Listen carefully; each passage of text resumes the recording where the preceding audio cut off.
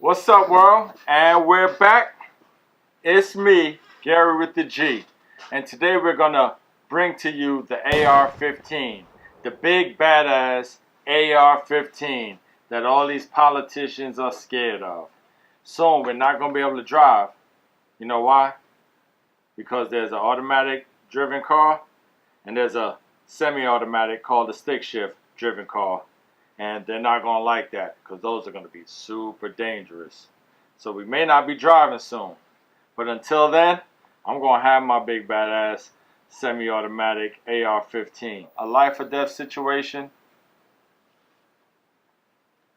I'm going to be reaching for one of these bad boys. You know, I'm going to carry my firearm, a smaller version of this. A different caliber, same thing. But my rights will not be infringed upon. I take that very seriously. So all those that think about taking away our freedom and our rights, our Second Amendment rights, you got another thing coming. I'll tell you that. So, but for those new to the channel, welcome. And for those that are used to coming to the channel, welcome back.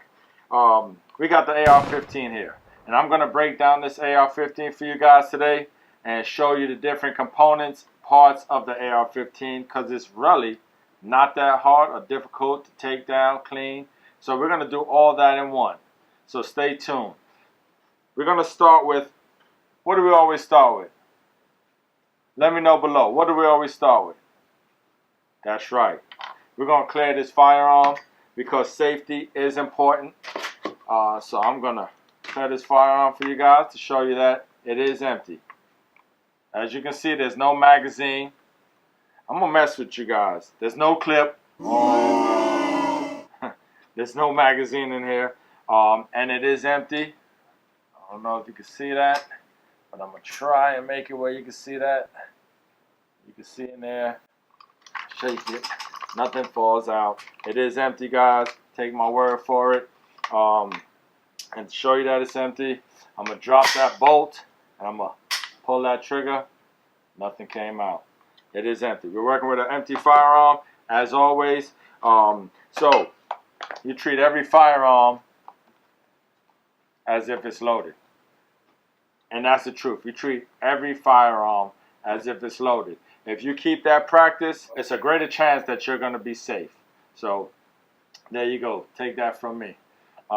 This variant today is the AR-15 Bushmaster, chambered in 223 and 5.56, so you can carry two different rounds in it. I haven't shot any 5.56 out of here as of yet. It's always been 223 that's been shot through this rifle so far. This is my very first AR. My very first AR. I was in love with this thing when I got it. I was happy. It was a time where I couldn't find ammunition for 9mm, for 380s. I couldn't find ammunition no more, and it was getting scary. And I found this on one of the sites and decided to purchase it. My very first AR. I didn't know anything about it, didn't know how to clean it, didn't know about a 223 versus a 5.56. I didn't know anything about it, but that's why I'm bringing these channels for young gun owners or new gun owners to learn with me on these firearms, and I'm going to break it down as easy as possible as I can. So today we got this is a rifle. And why is it a rifle, you ask? It is a rifle because this one has a stock, adjustable stock on the back, and it has a 16-inch barrel, which the barrel starts from the beginning of the upper receiver to the very end, which it does have some type of flash break on the end. But if you measure this from the stock to the front of the rifle, it would measure over 26 inches, constituting it as a rifle. It does have a vertical grip, and that's why I can put a vertical grip on here, because it is a rifle. If this had a shorter barrel, which maybe came to here, 7 or 10-inch barrel, and a shorter brace or just a tube stock on here, they would consider this a pistol, and you wouldn't be able to carry a vertical grip on there. You'd have to have an angled foregrip. Why? Beats me. They both shoot the same. One is a little bit more accurate, you know, has more time for the bullet to travel through. But it's the same thing. It's just shorter. But you know what? I abide by the laws, and you should too, because I don't want to give any reason for them to try and take my rights away. So this is the rifle version we're working with today. Stay tuned. Stay tuned with the channel, because I will be building one of these from scratch. We're going to build one from scratch, and it's going to be called the Jets Freedom Fighter. And it's going to be black, green, with just a splash of chrome in there somewhere. Alright? So stay tuned for that. First thing after is clearing the firearm, I'm going to break this down for you and show you that the major components is an upper and a lower. So you have your you have your upper receiver and your lower receiver. And let's break that down. I'm going to take on your lower receiver, you're going to see two indentions there. Those are your takedown pins. On one side is bigger, and on the other side is smaller. So you want to go to the smaller side. I just take a bullet, push it in. Should come off pretty easy. Take it, push it in, and then I pull out. Make sure. Pull out my takedown pins, and now my upper separates from the lower. All right. Now we're going to start with the lower. The lower is just this part right here. But this is a ready to put together lower, so it has a stock, has a trigger assembly in there, and it has a pistol grip. So this is your lower. If you were to buy just this lower, you'd have to do the same paperwork as if you were buying a pistol, shotgun, anything. You have to fill out the same form just to get this part. This part, the upper, you don't need to do that. You can buy this off the internet and they'll ship this right to your house. This is the serialized portion, the lower, which consists again of your stock, buffer tube, pistol grip, and your trigger assembly. All right. This one is the Bushmaster.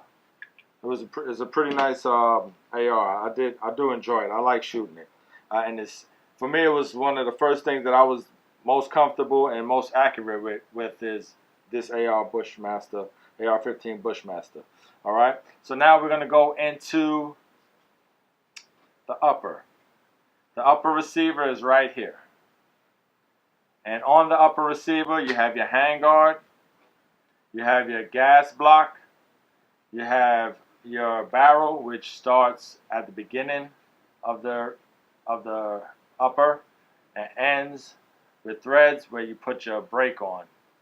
And this one is just I think this is a flash suppressor on here, a simple one. You have your forward assist, where if your bolt carrier group does not blow back and come forward all the way, you're gonna forward it. You could assist it with your forward assist button right here to close the gap, and so you're able to fire again. Also, you have your dust cover, your charging handle, which we're gonna take that out now. So to pull that out, you just pull that out, pull it off. There's your charging handle. I'm going to put on some gloves because this is pretty dirty right now. Alright, now that we got our bolt carrier group nice oiled and clean, we got our charging handle. We drop a couple drops of oil in the groove of the charging handle. We drop a couple drops of oil where the charging handle slides around and where the bolt carrier group slides on. One key thing to remember when putting it back together, you want to put your charging handle in. It will fit.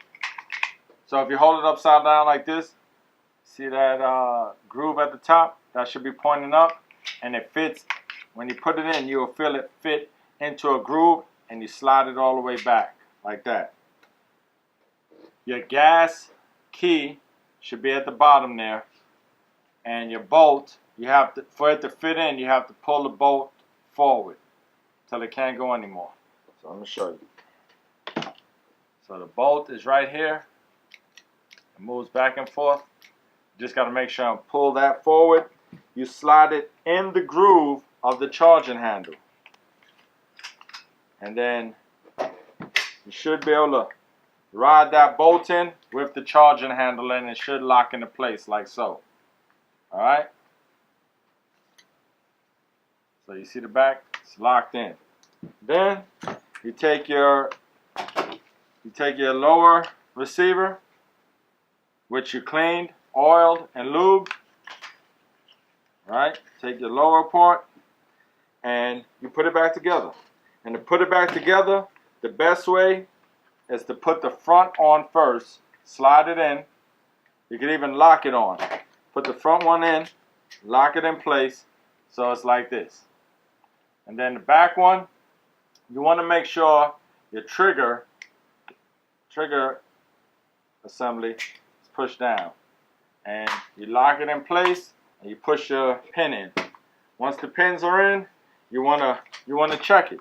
You wanna make sure it fires correctly. And how do you do that, you ask? I'm gonna show you. You wanna charge it back. You wanna pull your trigger. You wanna hold your trigger down. Charge it again. And you wanna let it go slightly till you hear a click. Heard that? Press it again. You know that it's in there correctly. The AR15 Bushmaster, now it's oiled, clean, ready to go. We ready to fire now. And boy, whoo, that looks and sounds like freedom. You smell it? Liberty all day, baby. Click, click, bang. It's me, Gary with the G, signing off the AR-15 rifle.